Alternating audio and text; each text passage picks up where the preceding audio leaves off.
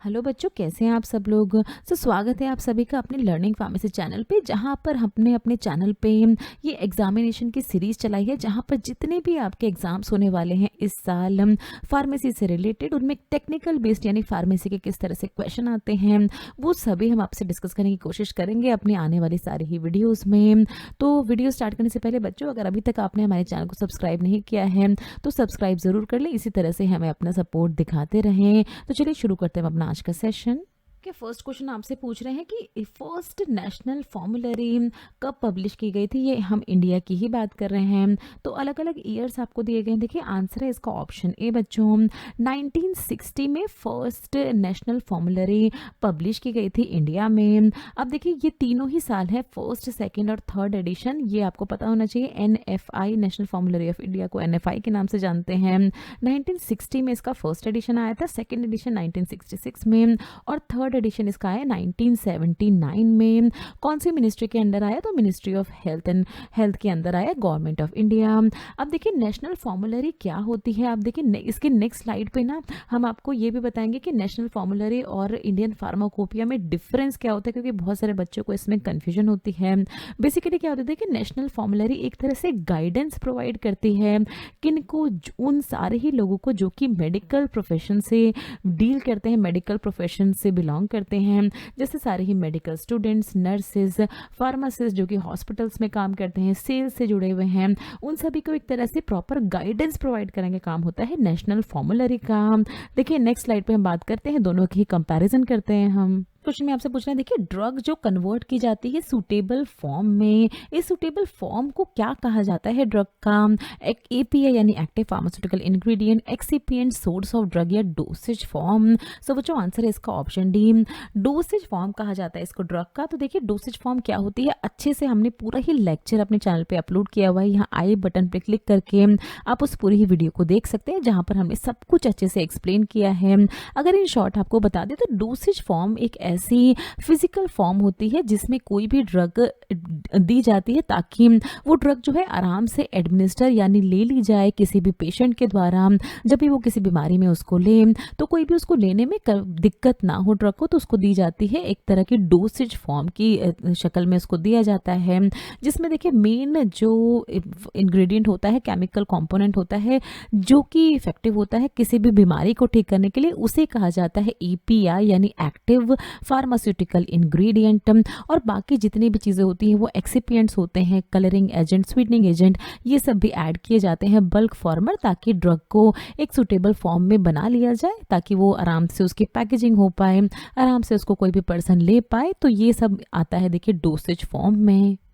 Question में आपसे full form पूछी है MDI की, तो देखिए अलग अलग आपको बताया गया, metered dose inhalation, meter dose inhaler, meter drug injection या मीटर ड्रग इन्फ्यूजन। तो बच्चों आंसर है इसका option B, metered dose inhaler को डिनोट किया जाता है MDI के फॉर्म में। ये मीटर डोज इनहेलर देखिए इस तरह के ये इनहेलर्स होते हैं जहाँ पर 2 यूनिट्स होती हैं। बेसिकली इनहेलर होता है यहाँ पर आप देख रहे हैं, और ये स्पेसर होता है। इस स्पेसर में क्या की जाती है, जो भी मेडिकेशन जिसको एडमिनिस्टर करना है वो स्पेसर में फिल की जाती है और फिर इस इनहेलर की मदद से उसको एडमिनिस्टर कर लिया जाता है। मीटर डोज इनहेलर क्या होता है, देखिए स्मॉल हैंड हेल्ड डिवाइस यानी आराम से हाथ में आ जाने वाले डिवाइस होते हैं जिनमें मेडिकेशंस को फिल किया जाता है। बहुत सारी जो ब्रीदिंग प्रॉब्लम्स होती हैं उनके लिए बेसिकली इनको यूज़ किया जाता है, बहुत ही कॉमन है उसमें एस्थमा। और ये जो COPD आप देख रहे हैं ये क्या होती है, देखिए क्रॉनिक ऑब्सेसिव पल्मोनरी डिसऑर्डर होता है। ये इस तरह के डिसऑर्डर में क्या होता है, आप अपनी स्क्रीन पे देख रहे हैं, अगर हमारी हेल्दी लंग्स होती हैं तो यहाँ पर सभी कुछ देखिए हेल्दी फॉर्म में होता है। यहाँ पर दिखाते हैं आपको, ये देखिए ब्रोंक्यूल्स हैं, तो ब्रोंक्यूल्स एकदम हेल्दी हैं, बट ये COPD में क्या होता है, ये ब्रोंक्यूल्स इस तरह से यहाँ पर क्या हो जाता है, नैरो हो जाते हैं, थोड़े से पतले हो जाते हैं और इसमें म्यूकस भर जाता है जिससे सांस लेने में काफ़ी ज़्यादा दिक्कत आती है। यहाँ पर आप एल्वियोलस देख रहे हैं हेल्दी लंग्स का, यहाँ पूरा ही देखिए इस तरह की शेप होती है। एल्वियोलस बेसिकली इन्वॉल्व होता है जितनी भी गैशियस एक्सचेंज होती है हमारी लंग्स में, CO2 का आना, कार्बन डाइऑक्साइड का बाहर निकलना, वो सब ये एल्वियोलस में ही होता है। यहाँ हेल्दी केस में ये बिल्कुल ही इस तरह से होती है, बट अगर COPD का केस है तो यहाँ पर ये एल्वियोलस देखिए शेप पूरी ही डिफॉर्म हो जाती है इसकी। तो इन तरह की कंडीशंस में प्रिस्क्राइब किए जाते हैं डॉक्टर्स के द्वारा इस तरह के मीटर्ड डोज इनहेलर्स। ना बच्चों देखिए इस स्लाइड पे हम देखेंगे क्या डिफरेंस होता है इंडियन फार्माकोपिया और नेशनल फॉर्मुलरी के बीच में। तो देखिए अगर हम बात करें इंडियन फार्माकोपिया की तो ये हमारी ऑफिशियल बुक होती है। देखिए हर देश की अलग होती है, जैसे हमारी इंडिया है तो इंडियन फार्माकोपिया हमारी इंडिया की बुक। तो ये ऑफिशियल बुक होती है जिसमें सारी मेडिसिन की आप कह सकते हैं रेसिपी होती है, मेडिसिन को किस तरह से किसी भी ड्रग को बनाना है उन सभी का अच्छे से प्रोसीजर, उनकी प्रिपरेशन का मेथड, रेगुलेशन, उनका यूज़ कैसे करना है, ये सभी होता है इस तरह की इंडियन फार्माकोपिया में। बाकी देशों की भी फार्माकोपिया में। अगर हम बात करें नेशनल फॉर्मुलरी ऑफ इंडिया की, तो नेशनल फॉर्मुलरी में बेसिकली क्या होती है, लिस्ट होती है सारे ही ड्रग्स की, जो कि बेसिकली जो प्रिस्क्रिप्शनल ड्रग्स होते हैं उन सभी की लिस्ट दी जाती है, किस किस कैटेगरी की वो ड्रग्स होती हैं, कब कब उनको इस्तेमाल किया जाता है, तो उन सभी की एक तरह की लिस्ट दी जाती है, लिस्ट होती है इस तरह की नेशनल फॉर्मुलरी में, जो कि एक तरह की गाइडेंस प्रोवाइड करती है उन सभी लोगों को जो कि मेडिकल फील्ड से रिलेटेड है, चाहे वो डॉक्टर हों, चाहे वो नर्सेज हों, चाहे फार्मासिस्ट हों, इन सभी को एक तरह से गाइडेंस प्रोवाइड करने का अगर रेफरेंस देखनी होती है तो वो देखते हैं नेशनल फॉर्मुलरी को। तो ये बेसिक डिफरेंस होता है देखिए फार्माकोपिया और नेशनल फॉर्मुलरी में।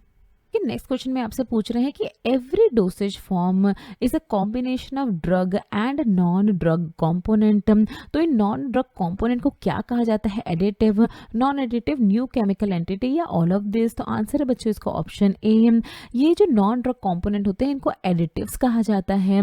अब देखिए हमारे चैनल पे पूरा ही एडिटिव्स के लिए हमने वीडियो अपलोड किया था, यहाँ आई बटन पर क्लिक करके आप उस वीडियो को भी देख सकते हैं, जहाँ पर हमने अच्छे से आपको बताया है क्या होते हैं एडिटिव। बेसिकली देखिए ये एक तरह के सेकेंडरी कॉन्स्टिट्यूएंट्स होते हैं जो कि फार्मास्यूटिकल फॉर्मुलेशन में इंक्लूड किए जाते हैं। Pharmaceutical formulation, OTC drugs, OTC formulation, over the counter drug formulation, इन सभी में ये इस तरह के एडिटिव्स को ऐड किया जाता है। पर्पस बहुत सिंपल होता है, डोसेज फॉर्म जो है वो अपनी जगह स्टेबल रहे और आराम से एडमिनिस्टर की जा सके पेशेंट्स के द्वारा, पैकेजिंग में आराम हो, उसकी ट्रांसपोर्टेशन में आराम हो। तो इसीलिए इस तरह के एडिटिव्स, बहुत सारे एडिटिव्स यूज़ किए जाते हैं। सर्फेक्टेंट्स को यूज़ किया जाता है और बहुत सारे अलग अलग व्हीकल्स को यूज़ किए जाते हैं।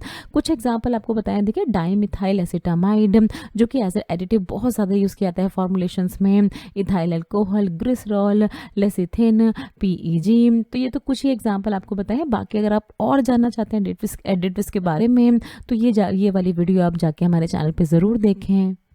नेक्स्ट क्वेश्चन में आपसे पूछ रहे हैं सिंपल सिरप सैचुरेटेड सॉल्यूशन होता है किसका। तो देखिए अलग अलग ऑप्शन दिए हैं आपको, सुक्रोज, फ्रक्टोज, डेक्सट्रोज या none of the above. Answer है बच्चों इसका ऑप्शन ए। सिंपल सिरप एक सैचुरेटेड सॉल्यूशन होता है किसका, सुक्रोज का। किसमें, तो प्यूरिफाइड वाटर में। अब देखिए सैचुरेटेड का क्या मतलब होता है, अब ये भी आपको पता होना चाहिए। तो देखिए अगर हम डिवाइड करें हमारे सॉल्यूशंस को तो 3 तरह के बेसिक सॉल्यूशंस होते हैं, जहां पर देखिए एक होता है, सबसे पहले आप देख रहे हैं अनसैचुरेटेड सॉल्यूशन। अब अनसैचुरेटेड सॉल्यूशन में क्या है कि और अमाउंट ऑफ सॉल्यूट आप ऐड कर सकते हैं जिससे कि एक परफेक्ट सॉल्यूशन फॉर्म हो पाए। सैचुरेटेड सॉल्यूशन है कि जितनी मैक्सिमम कंसंट्रेशन किसी भी सॉल्यूट की ऐड करनी थी उतनी मैक्सिमम कंसंट्रेशन आपने ऐड कर दी है। अब इसके बाद अगर आप और भी सॉल्यूट ऐड करते हैं तो इस तरह के सॉल्यूशन को कहते हैं सुपर सैचुरेटेड सॉल्यूशन। अब ये देखिए सॉल्यूट जो आप ऐड कर रहे हैं इसके बाद, सैचुरेशन के बाद, तो वो डिसॉल्व नहीं होगा और इस तरह से वो प्रेसिपिटेट के फॉर्म में इस तरह से यहाँ पर फॉर्म हो जाएगा। यहाँ पर देखिए प्रेसिपिटेट जमा होने लगेंगे इस सुपर सैचुरेटेड सॉल्यूशन में। ये जो सुपर सैचुरेटेड सॉल्यूशन होता है अगर इसको हीट किया जाए तो ये सॉल्यूट भी डिसॉल्व हो जाते हैं, बट एक आइडल कंडीशन में सैचुरेटेड सॉल्यूशन इस तरह का सॉल्यूशन होता है जिसमें एक प्रॉपर कंसंट्रेशन में सॉल्यूट प्रेजेंट है। तो आई होप आपको समझ में आया होगा इन तीनों ही सॉल्यूशंस के बारे में। देखिए इस क्वेश्चन में आपसे पूछ रहे हैं कि सिरप्स के केस में प्यूरिफाइड वाटर में कितनी कंसंट्रेशन में प्रेजेंट होती है शुगर। तो अलग अलग कंसंट्रेशन रेंज आपको दी गई है बच्चों। आंसर है इसका ऑप्शन बी।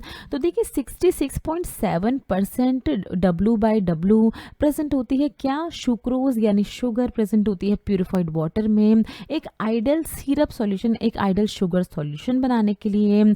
अगर हम सिरप की बात करें तो आपको पता ही होगा, देखिए थिक विस्कस लिक्विड प्रिपरेशंस होती हैं जिनको बहुत ही अलग अलग पर्पस के लिए यूज़ किया जाता है। अब ये 66.7% W/W को क्या मतलब है, इसमें देखिए इस तरह के सॉल्यूशन में 66.7 ग्राम्स सुक्रोज प्रेजेंट होता है कितने ग्राम वाटर में, तो 100 ग्राम वाटर में। दैट इज वाई इसको इस तरह से कंसंट्रेशन की फॉर्म में लिखा जाता है 66.7% W/W। नेक्स्ट क्वेश्चन में आपसे पूछना था कि स्पेचुलेशन प्रोसेस बेस्ट होती है किन तरह के पाउडर्स की मिक्सिंग करने के लिए, एफरवेसेंट, वोलेटाइल, हाइग्रोस्कोपिक या यूटेक्टिक।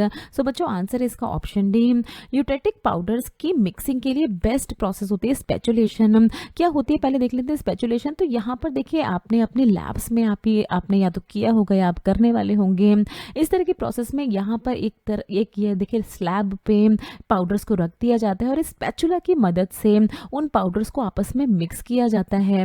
यूटेटिक पाउडर्स के केस में ऐसे इसलिए किया जाता है क्योंकि ये एक ऐसे पाउडर्स होते हैं यूटेटिक पाउडर्स या यूटेटिक मिक्सचर्स जिन पे अगर ज़्यादा फोर्स लगा दिया जाता है तो ये अपनी स्टेट को चेंज कर देते हैं। अगर पाउडर के फॉर्म में है तो थोड़े से ये लिक्विड फॉर्म में कन्वर्ट होने लगेंगे। तो बेस्ट प्रोसेस होती है कि आराम से इनकी मिक्सिंग की जाए एक इस तरह से स्पेचुलेशन मेथड से।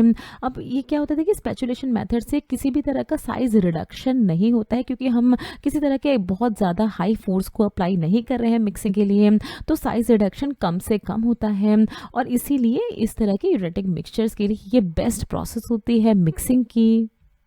नेक्स्ट क्वेश्चन में आपसे पूछ रहे थे कि कैप्सूल्स जिनमें पाउडर्स को फिल किया जाता है वो किस मटेरियल की बनी होती है, जिलेटिन, राइस फ्लावर, फ्रक्टोज या डेक्सट्रोज।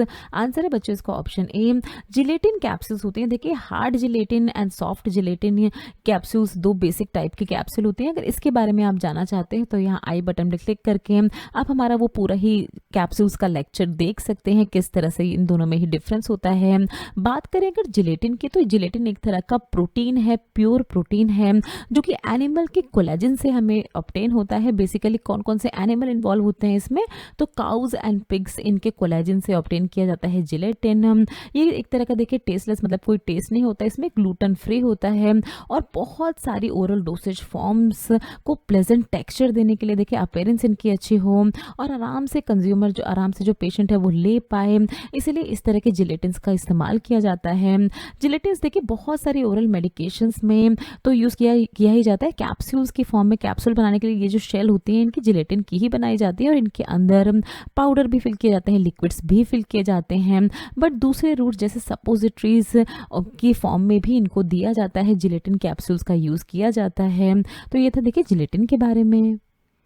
नेक्स्ट क्वेश्चन में पूछ रहे थे कि डाउचेस किस तरह की प्रिपरेशंस होती है, कहाँ एप्लीकेशंस के लिए इनको यूज़ किया जाता है, नेजल कैविटी में, विजाइनल कैविटी में, रेक्टल कैविटी या बक्कल कैविटी। तो आंसर है बच्चों इसका ऑप्शन बी, विजाइनल कैविटी में यूज़ किया जाता है डाउचेस का। ये डाउचेस क्या होते हैं, देखिए एक तरह के इस तरह के डिवाइस होते हैं जिनके थ्रू वाटर की स्ट्रीम पास की जाती है वेजाइना में। अब ये देखिए रेगुलर हाइजीन मेंटेन करने के लिए भी किया जाता है और अगर किसी तरह का इन्फेक्शन हो गया है तो उसके केस में भी अगर वेजाइनल इन्फेक्शन हो गया है तो उसके केस में भी वेजाइना की क्लीनिंग की जाती है इन तरह के डाउचेस से। फिर इसको देखिए डाउचेस को वेजाइनल इरिगेशन के नाम से भी जानते हैं, तो ये भी आपको याद रखना है। डाउच को रिंसिंग ऑफ वेजाइना के लिए इसको यूज़ किया जाता है। बट अगर देखिए सिर्फ ऐसा ही नहीं है कि सिर्फ और सिर्फ वेजाइना के लिए ही इसको यूज़ किया जाता है, और भी जो अलग अलग बॉडी कैविटीज़ होती हैं उनमें भी उनकी भी इरिगेशन, उनकी भी रिंसिंग के लिए, हाइजीन मेंटेन करने के लिए डाउचेस का इस्तेमाल किया जाता है।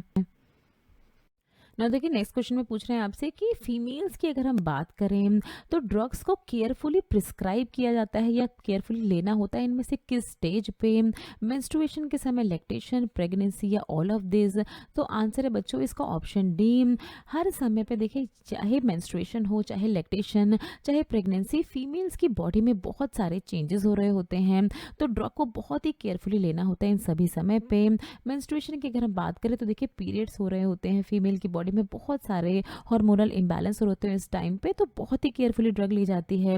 अगर हम बात करें प्रेगनेंसी की तो देखिए कोई भी ड्रग जो है वो प्लेसेंटल बैरियर क्रॉस कर सकती है और बच्चे की सेहत को नुकसान पहुंच सकता है। तो इस समय बहुत ही केयरफुली कोई भी अगर आपको परेशानी होती है प्रेग्नेंट लेडीज़ को तो डॉक्टर से कंसल्ट ज़रूर करना चाहिए किसी भी तरह की दवाई को लेने से पहले। लैक्टेशन की भी अगर हम बात करें तो इस समय भी देखिए बहुत ही ज़्यादा केयरफुल रहना होता है क्योंकि आपका बच्चा जो है वो ब्रेस्ट फीडिंग पे है, तो उसमें कोई ड्रग ऐसी ना हो जो उसको हार्म करे। तो इस समय पे भी ड्रग को बहुत ही केयरफुली लेना होता है, डॉक्टर से कंसल्ट करके ही लेना होता है। तो इसीलिए इसका आंसर था बच्चों option D, all of the above. So thanks for watching बच्चों। नेक्स्ट वीडियो में इसी तरह के कुछ बहुत ही इंपॉर्टेंट क्वेश्चंस आपसे कवर करेंगे, तो बने रहें हमारे साथ हमारी इस सीरीज़ में। सो बच्चों, अगर वीडियो अच्छे लगे तो वीडियो को लाइक ज़रूर करें, चैनल को सब्सक्राइब ज़रूर करें, इसी तरह से हमें अपना सपोर्ट दिखाते रहें। किसी भी तरह का अगर कोई भी सवाल है आपके मन में किसी भी क्वेश्चन से रिलेटेड, तो आप हमें नीचे दिए गए कमेंट सेक्शन में हमसे कुछ भी पूछ सकते हैं। ये कुछ हमारे रिलेटेड वीडियोस के लिंक है जिन पे क्लिक करके आप इनको देख सकते हैं। दोस्तों, लर्निंग फार्मेसी पे आने के लिए और ये वीडियो देखने के लिए आपका बहुत बहुत शुक्रिया। मिलते हैं अगले वीडियो में।